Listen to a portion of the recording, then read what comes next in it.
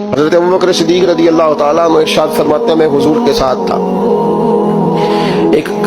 میدان سے ہم گزر رہے تھے تو ساتھ ہی ایک باغ تھا، وہاں بڑا رش تھا، لوگ بڑے اکٹھے تھے، بہت سارے لوگ جمع تھے۔ نبی پاک صلی اللہ علیہ وسلم نے فرمایا ابوبکر پتہ کرو کیا ہوا۔ جناب صدیق اکبر رضی اللہ تعالیٰ عنہ تشریف لائے اور واپس جا کے عرض کرنے لگے یا رسول اللہ صلی اللہ تعالیٰ علیہ وسلم ایک اونٹ پاگل ہو گیا، لوگوں کو کاٹ رہا ہے، لوگ اس کو گرفتار کرنے کی کوشش کر رہے ہیں، کسی کے ہاتھ میں ڈنڈا ہے، کسی کے ہاتھ میں رسا ہے، کسی کے ہاتھ میں نیزہ ہے، قابو نہیں آ رہا۔ نبی پاک صلی اللہ علیہ وسلم نے فرمایا چلو میں چلتا ہوں۔ حضرت صدیق اکبر عرض کرنے لگے یا رسول اللہ صلی اللہ علیہ وسلم وہ پاگل ہو گیا، وہ کاٹتا پھر رہا ہے، آپ مہربانی کریں، وہ تکلیف دے گا۔ فرمایا ابوبکر مجھے جانے دو۔ جناب صدیق اکبر فرماتے ہیں نبی پاک صلی اللہ علیہ وسلم تشریف لائے اور حضور جیسے ہی کھڑے ہوئے نا اونٹ حضور کی طرف بھاگا، نبی پاک کی طرف لپکا، وہ میں بھی ڈرنے لگا، جتنے لوگ تھے پریشان ہونے لگے، دوڑا آیا اونٹ،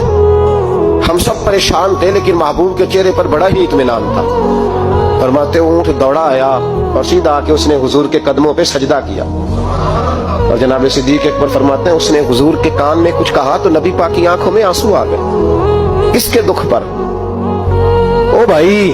غور تو کرو، اس بات کو سمجھو تو صحیح، تو جیتے جاگتے ہنستے کھیلتے انسان کے دکھ پر پریشان نہیں ہوتا،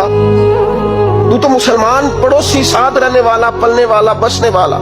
اس کی جوانی لڑک پن بڑھاپا تو نے آنکھوں میں دیکھا، تجھے اس کے دکھ پر پریشانی نہیں ہوتی۔ ایک اونٹ کان میں بولا، اس کیفیت کو سمجھ تو صحیح یار، اس رنگ کو محسوس تو کرو مہربانی اہل زمین پر، خدا مہربان ہوگا عرش بری پر۔ کے کان میں کچھ کہا، حضور رو پڑے، پھر محبوب نے فرمایا رسی لاؤ۔ مالک رسی لایا تو حضور نے اس کے ناک میں نکیل ڈالی، اس نے خاموشی سے ڈلوا دی، حضور نے اس کے ہاتھ میں دیا اور فرمایا تو کہتا ہے پاگل ہو گیا، وہ شکایت کر رہا ہے کہ حضور گرمی میں تپ جاتا ہوں پر پانی کا گھونٹ نہیں دیتا۔ یا رسول اللہ صلی اللہ علیہ وسلم یہ میری طاقت سے زیادہ مجھ پر بوجھ رکھتا ہے، محبوبہ میں تیرے سوا کس کو دکھ بتاؤں، کام زیادہ لیتا ہے چارہ کم ڈالتا ہے۔ وہ بھائی میرے محبوب پاک سید عالم صلی اللہ علیہ وسلم نے ہمیں جو مزاج عطا فرمایا وہ تو اس طرح کا ہے کہ جانور کو بھی دکھ ہو تو محبوب پاک کو تکلیف ہوتی۔